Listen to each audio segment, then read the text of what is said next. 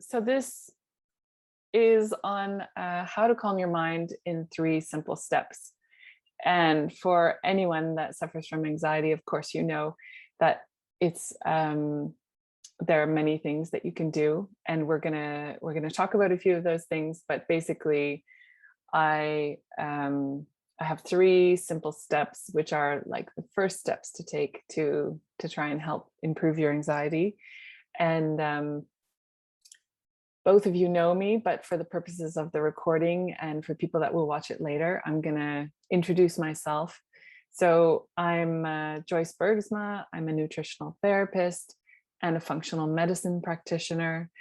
Functional medicine is a way of, and nutritional therapy are a way of looking at a person's health in a very holistic way, and taking into account what is going on underneath the surface, looking at the root cause, and working with the person's goals, and taking into account all the different things that are going on in a person's life.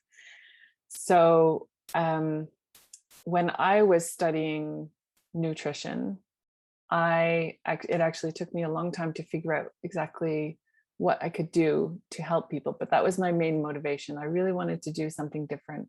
I was working as a project manager in a private healthcare company in the UK, and I really wanted to make a difference and change my career, help people, as a lot of people do go through these big shifts. And that meant studying nutrition for me. And when I was in the middle of studying nutrition, all my colleagues around me were there studying nutrition because they had been helped in some major way by working with a nutritional therapist. And so it was a very different situation. But what I discovered was partway through my course, I was really on the verge of going through a burnout. And the way I talked about it at the time was that I felt like I was going to snap. That's how I described it. I was working a full-time job, studying almost full-time, and it was a really, really stressful period in my life. And I was in a relationship I wasn't happy in, and so I was seeing a psychologist, I was seeing a hypnotherapist. I was really trying to do a lot of things to help myself, and then finally I was like, maybe I should see a nutritional therapist, which sounds so silly to me now, because why didn't I think of that to begin with? But at the time, I didn't think of it, and until that point. And so I finally started seeing someone, one of the graduates from my school, and she helped me discover that actually I did have a lot of health issues at that moment. And I had blood sugar imbalance, my HPA axis, which I'll explain a little bit later, but my ability to handle stress was totally impaired. And I was really on the verge of a burnout. You could see that in my test results. And I had an overgrowth of candida. And when you look at those test results, you think, yeah, no wonder you felt that way. And so we worked together for months, but really within 3 weeks of working with her, I felt a huge amount better. Like, it was a vast improvement just in those 3 weeks. And that was just by understanding what was going on, connecting the dots, and making certain specific changes that can really help with those things. And of course, you don't fix everything in a short period. Like, it was a long process, but I felt immensely better within a short period of time. So that really made a difference for me. I finally really experienced firsthand exactly what it was like to see how nutritional therapy works, and not just from the other side of the desk, from working with clients in our student clinic. So that was really amazing. And the other thing was that really pushed me more in towards the mental health aspect of things. Most people associate nutrition with your body and I don't know, supporting yourself in cancer, or losing weight. That's how people want to see a nutritional therapist most of all, or just to improve their diet. But this was different. This was kind of mind-blowing that you could actually affect your mental health. And the field in this area is still developing. We're still learning new things. Like what I learned in the beginning of my course was totally different to what I was learning at the end. And so that it's just ongoing. We're constantly learning new things. There's lots of research coming out, so it's a very exciting place to be right now. So that's a little bit about me, but you're here today to really talk about why anxiety can be helped with nutrition. And I want to talk to you about the body systems that are involved. It's not just about the brain. It's not just something in your head. It's really, there's physical and chemical things going on, and how to approach your anxiety without feeling overwhelmed with how many things you can do. And so we're going to finish with 3 simple steps to help you feel calmer in your body and mind.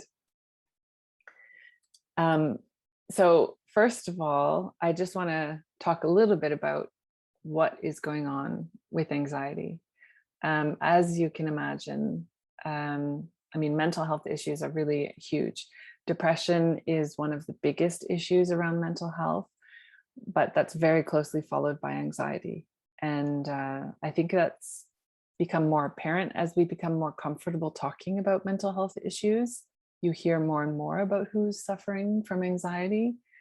Some statistics from the US were saying that 18% of adults suffer from anxiety, but a third of people are expected to experience it at some point in their lives, which is, a really big proportion of society. So, and, I'm sure that these numbers are very similar across the world.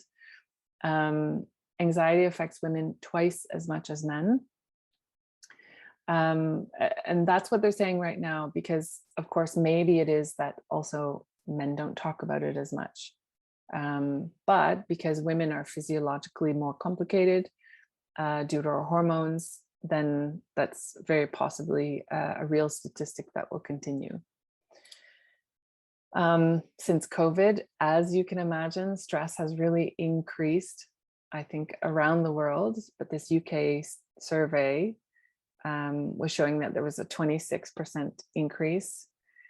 And of course, a good majority of people that suffer anxiety eventually head towards medication, because it's something that your doctor supports, that gives you a very quick way to feel better. And especially once you get the medication to the right levels. And yeah, people that don't go to medication are often using socially accepted things like alcohol in order to manage their situation. So, oh, hold on, I'm going to let someone else in. There we are. Okay, we'll just give Lisa a second to join us. I know that I can access the chat here somewhere. I'm just going to have a look for that 1 second. Welcome, Lisa. You are welcome to leave your video off if you like. Okay. But yeah, no problem at all. We've already gotten started, so you can always catch the beginning on the replay. But welcome. If you want to drop into the chat, any, like, what you're hoping to get out of this session, then just let us know. I will have a look at that every once in a while. And yeah, otherwise I'm just reorganizing my notes. We were just talking about the statistics of anxiety and what an epidemic it is, unfortunately. If there's anything else you want to know, then just drop it into the chat, and anyone else, you can put things in the chat if you have a question or anything. I'll probably address most of the questions towards the end, But if you have something that's really needs some clarification right then, just let me know. So yeah, anxiety really is a bit of an epidemic, and it's on the increase. It affects women twice as much as men. And a lot of people go to medication, which is understandable because you want a quick result. But I'm here to tell you that there are really a lot of options with your nutrition. And it's a lot more complicated than just thinking, what food do I eat to calm down? Okay. So, there are many solutions out there, and some of you might be doing some of these things. You may have tried them in the past or considering them. You've got CBT therapy, which is a talking therapy, meditation, mindfulness, trauma therapy. There's also EMDR or EFT. So maybe you want to just drop in the chat whether you've tried any of these. You can just put the number that's associated with it. I'm kind of interested to know whether you guys have tried something. There is research showing that these things can help for sure. But it's not the only thing that you can do. And usually you have to do a wide variety of things. Okay, so meditation, Jolie does. Great. Yeah. Yeah, I also do meditation. I've done CBT before. I've done emotional freedom technique. It's otherwise known as a tapping technique. Lisa's done meditation and EMT. Yeah, great. Or do you mean EFT, Lisa? But yeah, and sometimes going to so EFT, and sometimes going to do trauma therapy really is looking at more of the root cause. But even if you do all 5 of these things, you still need to look at your diet and what is going on underneath. So, because nutritional therapy is really more than just eating some superfoods or a food to calm yourself or a tea or something like that, because most solutions, and most of the ones on the previous page, also are just dealing with the symptoms and the habits and the way you do things in the now. And nutritional therapy, along with trauma therapy, really is looking at the root cause. And nutritional therapy is really looking at things holistically. So it's looking at the whole body, not just one part of it, right? So medication, for example, you get an SSRI, which is designed to raise your serotonin levels. And that is really just a very small, minute thing that is involved in anxiety. And there's a lot more going on. So yeah, I really think that it's so important to look at everything. And I'd like to share with you a bit of a case study. This was one of my clients. Her name's Maria. She came to see me several years ago. 45-year-old woman. She was a teacher and she wanted to lose weight. And when we talked about all her symptoms, she was exhausted. She was stressed in her job. She had really low energy, like all the time. So she would work at school, come home, and then just sit on the couch and watch TV because she was too tired to be able to do any exercise. All she could manage to do was cook for herself. She was also bloated, and she was taking some supplements, but she was eating or drinking alcohol. She was eating processed foods, and so that could be fried foods or packaged foods or things like that, because she really didn't have a lot of energy. She would do the cooking and prep the food, but a lot of it was processed. And so what we did was we did some testing, and we found that she had low stomach acid, low digestive enzymes. She wasn't digesting her food properly. And that led to a hormone imbalance. She had some toxicity in her liver. And we went to go get her thyroid tested. And when we went to her doctor only did, the bare minimum of tests, which is TSH. It's a hormone you can test. And I said, oh, please, ask your doctor to do more. I had to write numerous letters. Finally, she got sent to an endocrinologist, because the thing was that even though this one hormone looked fine, when you look at all of her symptoms, she couldn't lose weight. She was exhausted. She had low energy. She had digestive issues. All of those things point to potential thyroid issues. And I wanted to see whether there were other things going on, or whether she was just subclinical. So always pushing a little bit to get the lab tests done, but then even treating her for her thyroid health was part of the key that we were working on. And ultimately, she went to the endocrinologist, and we found out that she had Hashimoto's. So that's an autoimmune disease. And based on that and her symptoms anyway, we were already working on her nutrition in regards to her thyroid health. But this woman had a lot of things going on. So at the bottom, you see that I mentioned hormones, the nervous system, her immune system, her digestion. I've highlighted those, put them in bold, so that you can see the different things that were affected for this particular client. And it was just so important that we pushed forward on this, because it helped her in the end lose weight, gain energy. And then, it was step by step that she was able to work further on this. So, endocrine system, this is your hormone system. And your hormones help control your mood. You might think, oh, it's serotonin, it's a neurotransmitter, which we'll talk about in a minute. But your hormones really have an effect. And as women, we know with our cycle that you can have a totally different mood depending on where you are in your cycle. And the thing is, it also controls how hungry we feel, whether we gain weight, whether we can lose weight, and most importantly, in this case, how we handle stress.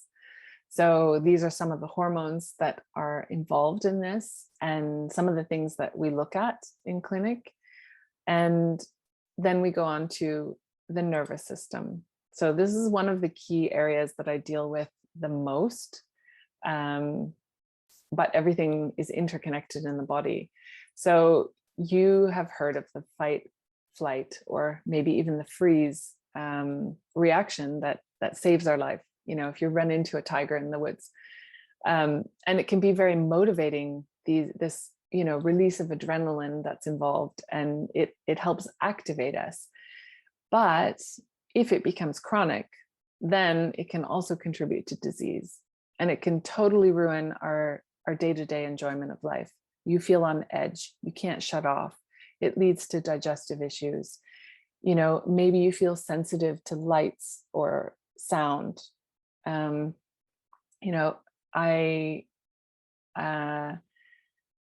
Because this is an area that I work in the most, this is also where I do the testing the most.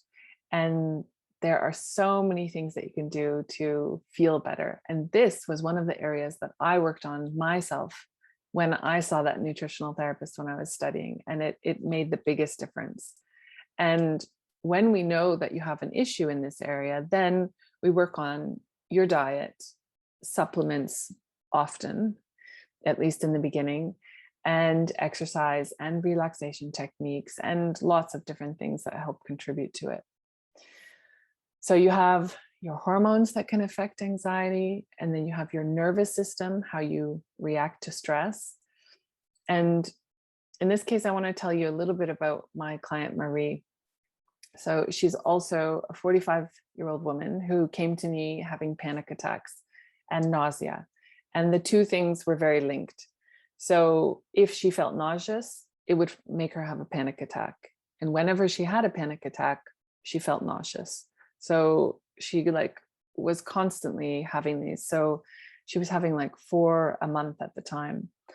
And she was also avoiding foods that bothered her, because food was a big trigger for her. She had been hospitalized for an eating disorder when she was younger.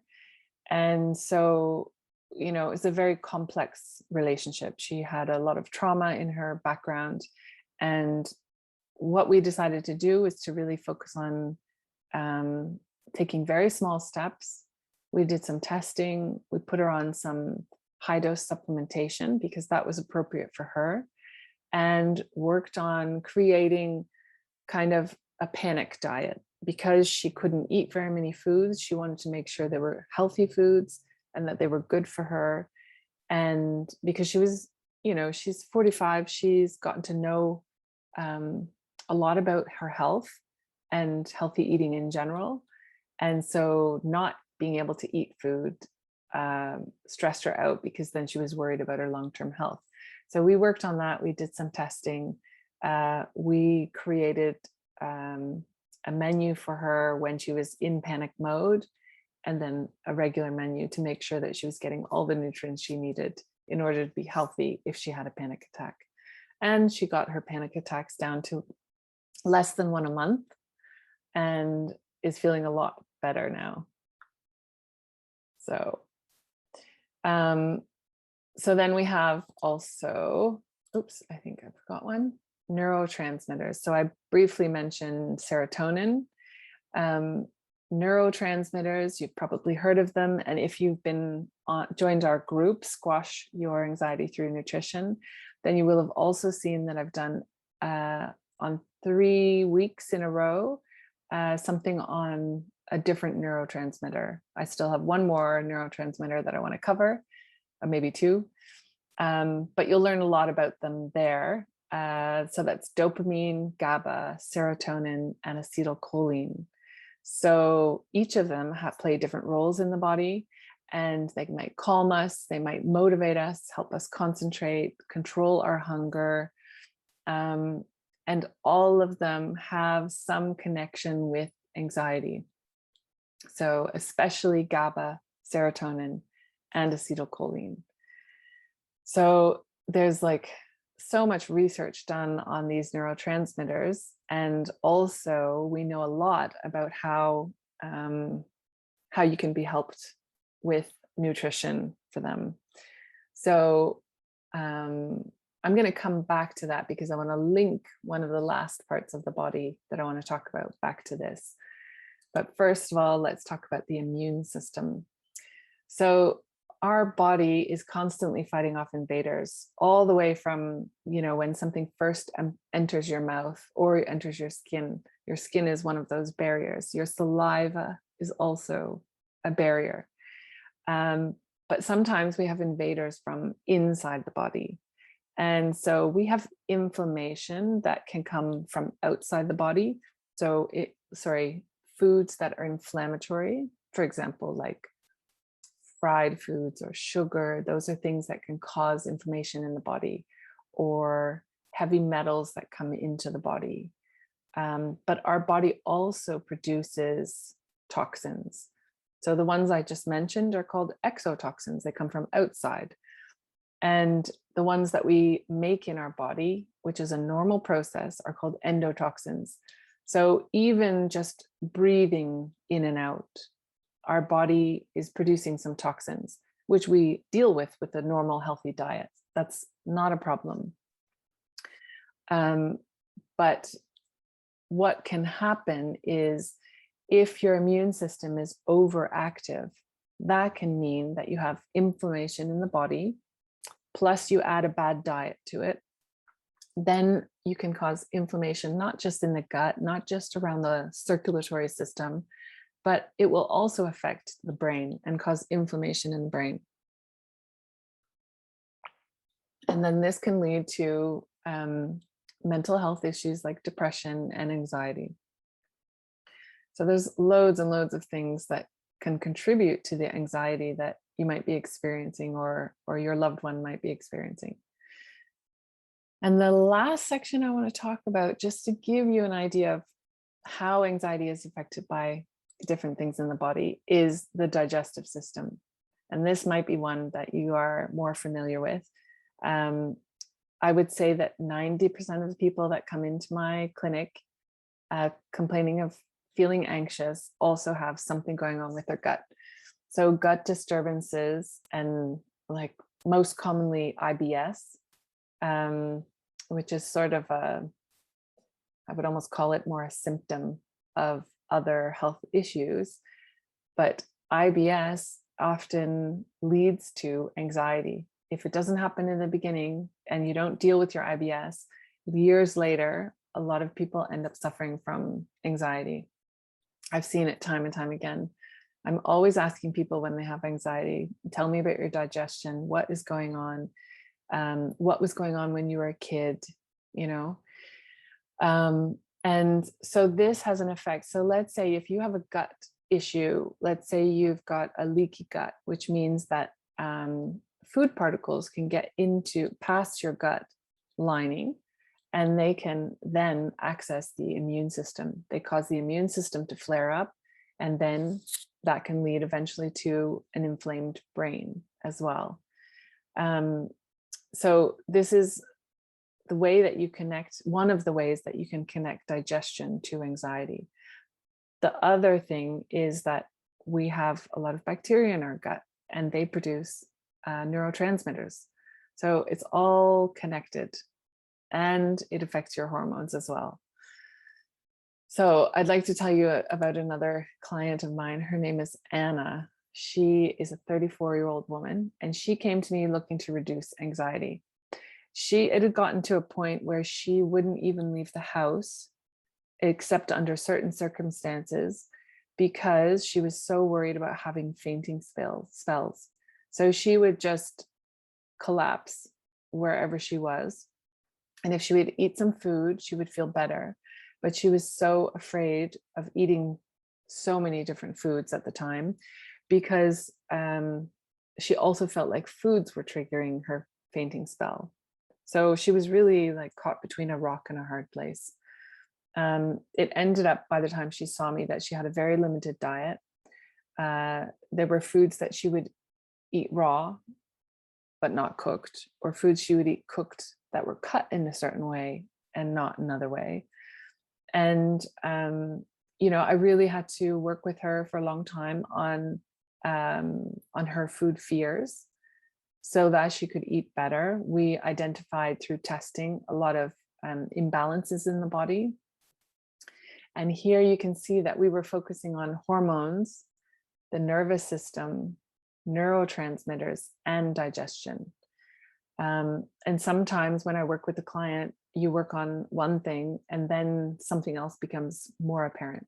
So it was really important to work together. And after working with Anna for several months, I mean, she was already feeling better within a few weeks, but after working with her for a few months, she wasn't having any fainting spells at all anymore. She wasn't afraid to leave the house. And she even said, I have a quote from her later on, but she told a group of friends of hers that I met when we had one of our sessions, and she said that I had saved her life. And you don't realize as a nutritional therapist how much you can affect people, but I know from myself how I felt when I was studying and I almost had this burnout. The difference it made in my life was enormous. So and the hypnotherapy and the talking therapy were not what did it. It really was down to changing things that are long lasting, and that's to do with your nutrition and how you show up in the world. So let's get to the point that you really came here for, and that is ultimately the 3 simple steps. So the first step is to eat mindfully. And Özlem has already been working on this, and she's been finding that it really helped. So mindfulness, now Jolie is already doing meditation, so you have an idea of mindfulness as well. But mindfulness has been described as paying attention in a particular way. So being purposeful, being in the present moment, and not judging yourself about what you're eating or how you're eating or anything like that. Just, or how you're being, actually. And mindful eating is a way to rediscover one of the most pleasurable things we do as humans. It is also a path to uncovering many wonderful activities that are going on right under our noses and within our own bodies. So it's about observing your body and how you feel before you eat, while you're eating, and after you eat. And really experiencing how food nourishes you, how it makes you feel good, how it calms you, or even how it maybe upsets you. So often we just eat without thinking, and that is where we really run into a problem. So I would argue that most people do that because Western society encourages us to eat quickly. In some countries in Europe, you get long lunch breaks, but in the countries that I live in, have lived in, not so long. And there's less of a focus on food and enjoying the food or talking about the food. And there's so many distractions. You might be on your phone, you might watch TV, you might be even speaking to someone, which you think, okay, that's more relaxed, but you're not paying attention to your food and your body. So I'd like to encourage you to try to eat more mindfully. And now, one of the things that I am going to share with you after the event, I'm going to send you an email with a download of my 3 steps to eat mindfully. So there are some really nice exercises in here. And I know that Oslam already has this, but I want to just then add to it for Oslam is that by eating mindfully, you can already pay attention to the types of food that you're eating, how they make you feel, and that includes whether they make you feel full, whether they make you want more of that food or less of that food, or how the taste has changed. And there are certainly foods that help calm us. And I'll just give you one example. If you think about drinks, now everyone is very different, and it doesn't matter whether you have anxiety or not. But if you drink caffeine, you often feel like a bit of a lift or more alert, or you can see more clearly, or it might make you feel more anxious, especially if you're having it on an empty stomach. And it's interesting to observe that some people get very panicky when they have coffee or caffeine. And that is sometimes partly to do with your liver and how you detoxify. Some people are better at detoxifying coffee than others, but it does cause an increase in adrenaline and other stress hormones. And if you compare that to lemon balm, for example, that you can have as a tea, it can be a fresh or dried herb. Lemon balm has a lot of research behind it showing that it actually calms anxiety. It's a relaxant. And so if you compare just these 2 foods, which are, well researched, and I think most people can recognize very easily the differences, right? They're very extreme. Then if you use these 3 steps to eating mindfully, and you think about foods in relation to that, then you'll be able to easily identify how foods make you feel, how satiated you feel. And by eating mindfully, you also tend to slow down. And so that works in your favor in a lot of ways. It can help slow your mind, slow your breathing. It actually improves your digestion because you're chewing more thoroughly. People tend to eat a bit less when they eat more mindfully because of the hormones involved that are produced which just take a bit of time. So when you eat quickly, none of those things happen, and that affects your digestion. So I hope that helps clarify things a little bit for you, Oslam. So, and before I get on to steps 2 and 3, which I will get to, then I just want to tell you a little bit about a course that I'm going to be releasing very shortly. It starts on the 4th of September, and I would love to invite you to join me in it. because it's going to help you understand really how your body physically responds to stress. It's going to help you feel confident in your ability to judge which foods you're putting into your body that will affect your blood sugar. So affecting your hormones in one part. And I want to give you a way to identify which neurotransmitters might be an issue for you and kind of figure out what you can do about that. So put that in your anxiety toolkit, how to deal with your anxiety, and to identify any gut issues that might be affecting your anxiety or how you're dealing with stress. I want to help you figure out how to identify whether there's inflammation going on and to make a plan to overcome it, and to have confidence that you know how to improve your gut flora or all the good bacteria that are in your gut. So what's involved in the course that starts on the 4th of the month is there's a 6-week plan, and every week you get self-paced content. So there's something new released that you can watch in your own time, a new video. There's going to be a workbook that goes alongside it. We're going to have every week a Q&A session, and those will also be recorded so that you can watch them later if you miss one week. And I'm going to do a couple of challenges, and then I'm going to do a giveaway during the 6 weeks. And there's a private Facebook group that you can join in that as well. But, why would you work with me? You've heard some of the case studies of clients that I've worked with and the success that we've had. And, when I worked with Anna that I mentioned earlier, she really was feeling better and better the more she worked with me. I have 10 years of experience, more than a decade of working with women. And I think it's really important to work with someone that can hold you accountable. It's really uncertain with COVID and like so many things that are going on, stress in people's lives. Lots of people have a lot of change in their lives. And I think it's just more important than ever that we get support.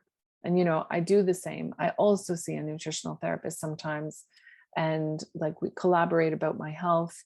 I use other therapists to help me in different periods of my life. It's normal that we can't do things on our own. They say it takes a village to raise a child, but I think it takes a village just to get through life. So why not rely on somebody else? And Monica that I worked with, she came to me because she was trying to lose weight. And of course, she thought she was eating well, like I did when I first started studying nutrition. But you really realize how much you don't know, and how much there is to learn. So, it's kind of a lifelong process. So why not take advantage of someone else's expertise? So this course that I'm running that starts on the 4th of September, I'm running it for the first time. So I'm going to run it as a beta course, which means that I'm going to do it on a much lower price than normal, but only for this first time. And if you join within a certain period of time, so by the end of the month, then you will also receive a 30-minute one-to-one, so that I can help you work through everything in the course. You can ask questions on a private basis, and we can help personalize it a little bit. So the course is starting on the 4th of October. And if you sign up by the end of the month, then you'll get this extra bonus. But otherwise, you've got 6 weeks of content, tons of content, exercises, a workbook to get through, and my support in the Q&As. So let's get back to the 3 steps. So the second step is to pay attention to what you are eating. So first we talked about how you are eating, but now it's what you are eating. So information is priceless. If you don't pay attention to something, then you'll never know what you need to change. And you might pay attention to your symptoms, and we can tell about that, what might need to change. but you really need to know what it is you're actually doing. So I want you to, take the next couple of weeks and start to really notice, what are you eating? Like, and it starts with, what are you planning to buy? What actually goes into your grocery cart? What is happening at home? What are you cooking for yourself? And what are the motivations for how you cook? Do you eat differently on a bad day compared to a good day? What are the foods that you like? Like, what are your comfort foods? Are there unhealthy comfort foods? Are they healthy? Is that something your mom used to cook, like I don't know, a stew or something? What are the foods you're avoiding? And do you even know why you're avoiding those foods? Because sometimes foods that you avoid might be because of a physical discomfort, but you never thought about it. You just thought, oh, I don't really like that, or it doesn't make me feel good. But sometimes identifying these things makes you realize that there's an underlying issue going on. Do you even know how many fruits and vegetables you should be having per day? And what is good for the average person might not be good for you. Is fat bad for you? Is fat good for you? What kinds of fats? How much protein should you actually be having? And what effect does that have on you? And, how do you feel today? Because does that affect what kind of foods you're eating? So these are really important questions, I think, to ask. And because there's no point in someone just saying, oh, you should be eating this, this, and this, because how you cook, how you shop, all of the behaviors that you have in your day-to-day life can have a huge effect on that. I would never dream of telling a client, oh, just eat like 5 vegetables a day, irregardless of what's going on in your life or how you can manage things. And by the way, I'm not saying that 5 is the magic number, but that's just an example. So I'm going to give you another download in the email that I send you afterwards. And it's a food diary. So you can print it off and fill it in as you like. I'm sending it to you as a Word document, so it's editable. And what I'd like you to do is to write in your symptoms that you feel every day, or just your mood, how you feel, how's your digestion doing, whatever it is that's maybe bothering you. And then write down what you're eating. So this is your snacks, what you're drinking for all your meals, anything in between, anything that's passing through your mouth, so that you can start to pay attention to these questions that I'm asking, because it can have a really big effect on what your next step is, right? So we're talking about doing these 3 simple steps, but these 3 simple steps should be approachable and not create more overwhelm, but give you information and help you be more reflective about what's going on in your diet and in your health. Okay. So we talked about mindful eating and then what you're eating, but what about what is leaving your body? And this is one of my favorite topics, because it's really talking about what your poo looks like, essentially. What is going on in that toilet bowl? Do you ever look at it? Do you ever observe the color or the texture? Do you look at the consistency or how frequently it's been coming out or not coming out? Because often when we are tense in our body, that is also tension in our digestive tract. So are you constipated?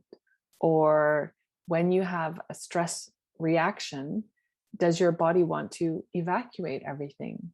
And does that then look like IBS? So what is going on? Do you know what you're doing? Like, what's happening in the toilet bowl? It can tell you a lot of information about what's happening. So what you can do actually is, when you fill out the food diary, you can also write down there, like, when did you have a bowel movement? When did you go to the toilet? And what was the color? What was the texture? And so that you have this kind of information, so that if you go to your doctor, you can bring them this kind of form and say, hey, look, I'm kind of noticing a pattern here, or I'm noticing that, I have like 5 days in a row where I don't feel well, and my digestion is also not going well. Like, you know, maybe you can do some testing for me. So it's information is really like I want to say a shield. No, it's like something, it's armor. That's what it is, that you can take to your doctor to get more information from them. Because it's not the same for every country, but in the Netherlands, it's a little bit hard sometimes to convince your doctor that there should be some testing. So go armed with this information, and that will help convince them a lot easier. So just in summary, I'll give you 2 handouts that you can use to fill out. I want you to start eating more mindfully, fill in the food diary worksheet, and then add onto it your symptoms of how you're feeling and also how your digestion is going. So yeah, so if you have any questions, please feel free to put it into the chat. And if you're interested in the course, you can go to the root cause course on my website, joycebergsman.com. It is not www.joycebergsman.com, so just pay attention to that. Or you can find me on social media under Joyce Bergsman Nutrition. And I see there's, Jolie, you said in October. No, the course has not started. I mean October, so not September. My apologies. But if you join by the end of September and pay for the course, then rather than in the first few days of October, then you get the free 30-minute session one-to-one with me. So it's not started yet. It's 6 weeks starting on the 4th of October. I forgot to change the date. Oslam, let me mention here, I've been working one-to-one with Joyce since 2 weeks. I'm already seeing the positive changes. Oh, that's great, Oslam. Thank you. Food dryer is a game changer. Yes. So you're already implementing it. Oslam, and in our next session, we can talk about that more in detail. But I think, yeah, having this information, it really is empowering. And that's what we need to do, empower everyone to understand more about their own health. I have so many people come to me that say, yeah, I read this on Google, and then I read that, and then the doctor told me this, and someone else told me that. And sometimes you have it where you saw someone for like a dietitian or a nutritionist, and they gave you some information, but maybe didn't explain why. And so I can also help you unravel that kind of those kind of questions as well. I am not an extremist. I really am about taking it step by step, going at the pace of clients. And that's why I think this course is going to be good, because you can work at it at your own pace. You can access all the information, the whole time that the course is on, and go through the worksheet, and then, yeah, ask for extra help if you need it. So does anyone have any questions at all? Maybe I'm going to stop sharing right now.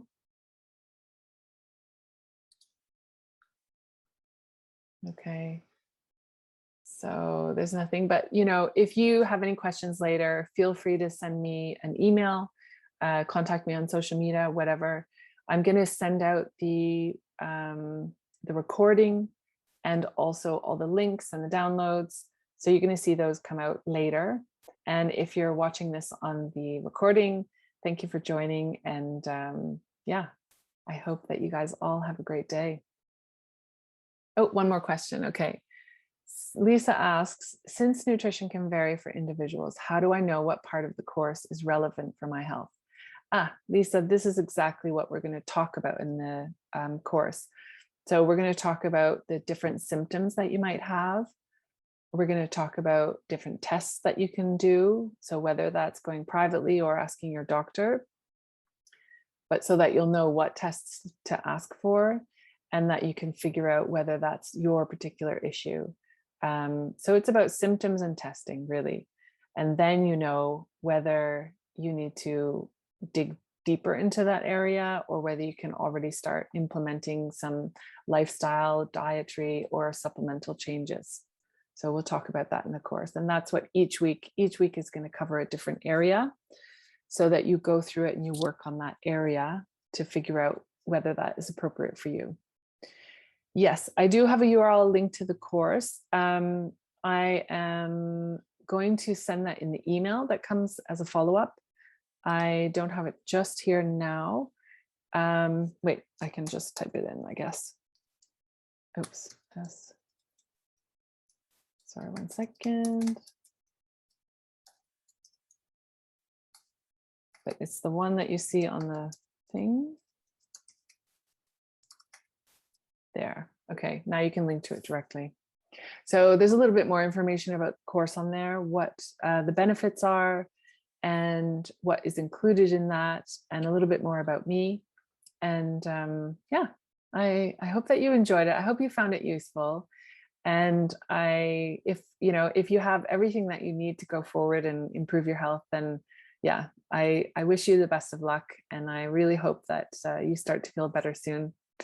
And thank you so much for joining me, and look out for the emails. Make sure you check your spam, and I'll see you later. Have a great rest of your